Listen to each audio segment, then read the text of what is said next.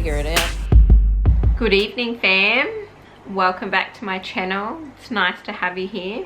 If you're new, go ahead and click that subscribe button. It really helps me out. If you are returning to my channel, cheers, I appreciate that. Now, I wanted to bring a little segment to my channel, something where I could just sit down in bed and have a little chat with you about certain things that have been on my mind or particular topics, story times, etc. So I decided to call this segment Hot Choccy Chats. Hot Choccy Chats. We're gonna chat and have some jockey. Yeah, we are. And it's hot. So hot. So hot. The first Hot Choccy Chat is about basically the things that I do to get myself out of a funk. And when I mean funk, I mean like a depressive episode, an anxiety attack, just feeling anxious generally, feeling low, PMS, you know, that I've had a lot going on recently. Also just general daily life. Like, life can be tricky. Some of you may or may not know, but I have suffered with depression, anxiety, and mental health issues my whole life. And recently, about 18 months ago, I came off my antidepressants that I'd been on for about 8 years. So that is a huge milestone, but with that comes these new feelings that I haven't felt in a very, very long time. And so I need resources and activities and things to do to help me pull through when I am feeling down. Chef's kiss.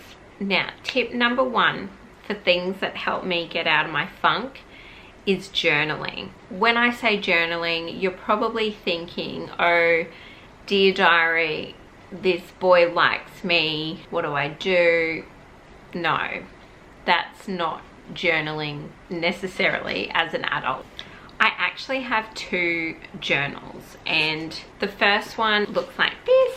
It was just $5 from Kmart. I got it actually in 2019 and I'm almost halfway. I don't journal every day. I more so journal when I am anxious or depressed and need to get stuff off my mind. So I do write a lot.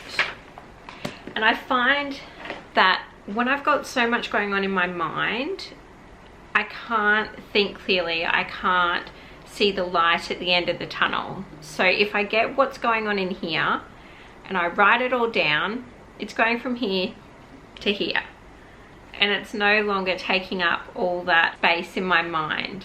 And I'm able to clear some space for me to think, what can I do next? What's my next move? How can I move forward from here? So tip number 1, journaling. Now that then segues into my second journal that I own, and that is my gratitude journal. I picked this up about this time last year.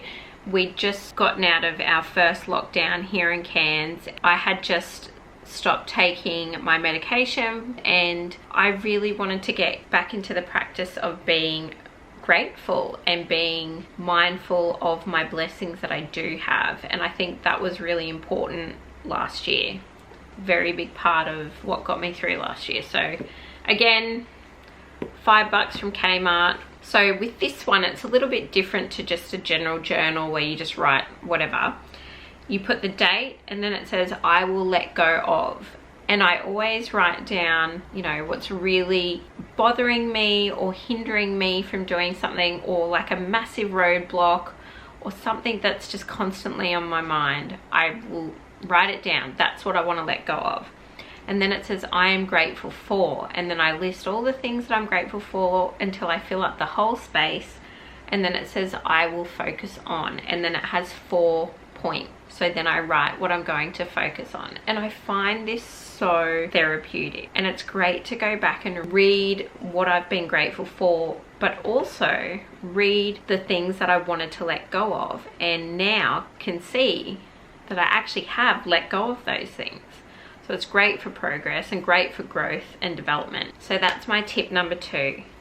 being grateful and keeping record of your gratitude. I think doing that every day, even if you just write in your notes on your phone 3 things that you're grateful for every day, it just really brings back the light in difficult times when you're finding it really hard to see, like, if there's any positives happening in your life.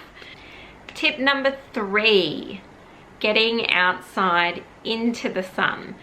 My favorite place to go, which I've probably mentioned this if you're familiar with my channel, is going to the beach. I just feel so grounded, connected to nature, myself, my being, my spirit. There's just something within me that just craves water scenery. It could be a lake, creek, ocean, whatever. If I'm looking at water, big bodies of water, I'm happy.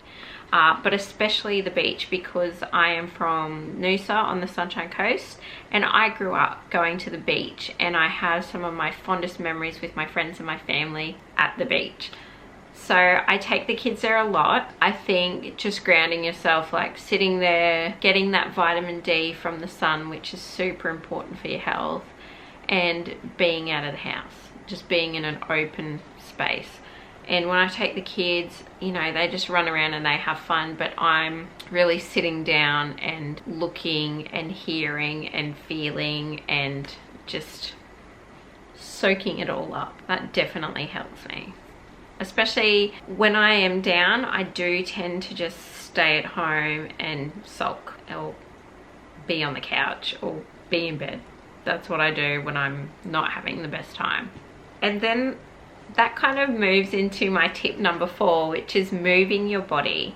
I like to go on walks with the boys. You know, going to the beach is also moving your body. I find that just getting some sort of exercise. We all know exercise is good for us. Endorphins, etc., etc.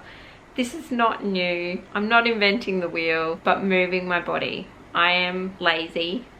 I am a couch potato. I do really find that I feel amazing if I've gone for a walk and gotten my heart rate up, gotten a bit of a sweat on. I feel amazing afterwards. So that's tip number 4. Tip number 5 would be to do an activity that really brings you joy. Some sort of passion, whether it's sitting down and doing craft, playing guitar, whatever brings you joy and is your little guilty pleasure in life, do it. My thing is putting on music really, really loud, normally in the car, but sometimes at home, and just singing and listening to my favorite music. I just love it. I love it. There is nothing more empowering to me than just belting out one of my favorite tunes. I just love it. Tip number 6, listening to podcasts. Whether it be something that's motivational and positive and it's going to help reset your mind, or whether it's just someone that's entertaining or relatable. I definitely think, me personally, when I'm in a funk, I'm really bad at reaching out to other people, and I normally push everybody away. So it's good for me in the sense that I can have some sort of a slightly human connection without a human connection. I like to listen to Emma Chamberlain's Anything Goes podcast. She is my favorite. If you've been watching me, you know that Emma Chamberlain she's my goals. YouTube, podcast, and otherwise, she's my goals. I find her very wise for somebody that's only just turned 20 and very relatable. So if you feel like you can relate to me in any way, you'd probably relate to her as well. And she's just funny and entertaining. But also another great podcast is Rob Dial, who is the mindset mentor, anything like that. Anything that's just gonna, you know, pump you full of positivity when you need it the most. Another way I like to use podcasts as well, or just listening to Spotify or Apple Music, wherever you listen to your streaming services, meditation and, you know, like breath work, mindfulness. There are some great anxiety specific playlists on Spotify that I use when I'm having a panic attack, and I just lay down, close my eyes, put some essential oil on, and I just breathe listen, and try and let it go. So that's another way I like to use podcasts. Tip number 7. I'm probably really embarrassed to admit this, and I'm assuming quite a few people would do this also, but when I'm in a mood or when I'm feeling down, I tend to take it out on my diet. Not diet, but just what I eat. I tend to take it out on my food and what I'm putting into my body. I stop taking my vitamins and supplements. I stop my healthy habits that I normally have. I eat really bad. I eat too much. I eat sugar and chocolate, and you know, look, at the time it makes me feel somewhat better, but it's like Macca's. You crave it and you crave it and you crave it, but then you have it and you're disgusted. And I find that as well when I stop my healthy habits that I've tried to implement into my life, I feel rubbish from the inside out. When I eat junk food, I break out. I am just covered in acne at the moment, covered in little spots from chocolate and sugar and dairy, and just inside, like, I just feel yuck. And it's a testament to, obviously, what we put into our body is vital and very important. That's tip number 7. Get back onto your healthy habit. Try not to cry into your tub of ice cream too often. You know, you do it one day, it's like having a cry. Have your cry, eat your tub of ice cream, but tomorrow we're gonna wake up and we're not gonna have a cry.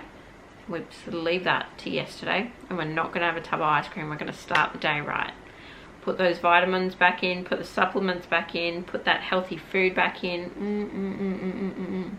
Especially water. My water intake is always terrible when I'm feeling down. So smashing that water, cleanse all that bad juju out. Get it out.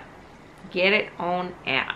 Tip number 8, and I think this is my last tip for now. Despite having told you all these great things to try when you're feeling really down and you're in a funk and you want to try and get out of that mindset, sometimes you just need to lean into it. When you're trying to fight against feeling bad and feeling down and feeling sad, etc., it can take more energy than just leaning into it and riding the wave. Especially for me around full moon, call me crazy or whatever, I just feel like this tug of, oh God, it's coming. I'm going into the funk. I'm getting pulled into the funk. That reminds me of a Mighty Boosh episode, but that's for another day. Anywho, I feel like I'm getting pulled into the funk, and sometimes, especially around full moon time for me personally, no amount of positive thinking, affirmations, being healthy, running a marathon, you know, getting up and doing all of that is going to make it any better. Sometimes you just need to go, okay, let's go down into the funk. We're gonna go down into the funk. We're gonna sit here in the funk and we're gonna feel it. We're gonna feel the funk. And you have your cry and you sit on the couch all day and you binge watch Netflix and you eat a tub of ice cream and just let it, honey, you just feel it. You just gotta feel it. And I've really learned that it is a part of feeling better to lean into that initial feeling, especially when it's like quite overwhelming. It's like a wave. If you have a big wave coming, you're not going to be able to get over it, but when you go under it, sometimes it's gonna pull you and move you around, and you just got to let it happen, and then you're going to pop back up for air and you're going to be fine. And that's kind of the same thing. All right,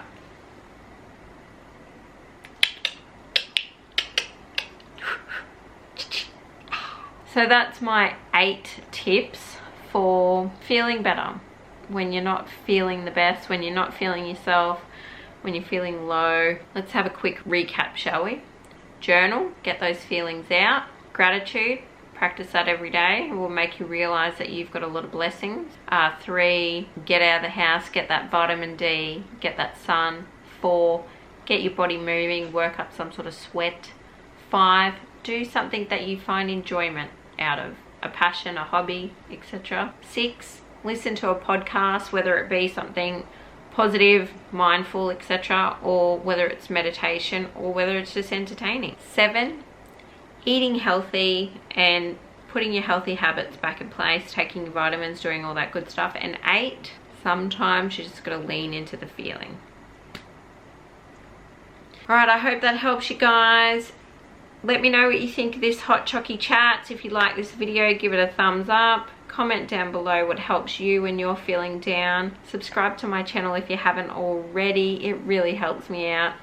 And it's free. If you want to follow my socials, they will be linked down below. I'm most active on Instagram if you want to head over there and give me a follow. And let me know what you want me to chat about in our next hot Choccy Chat. Alright, I love you guys. And I'll see you in the next one.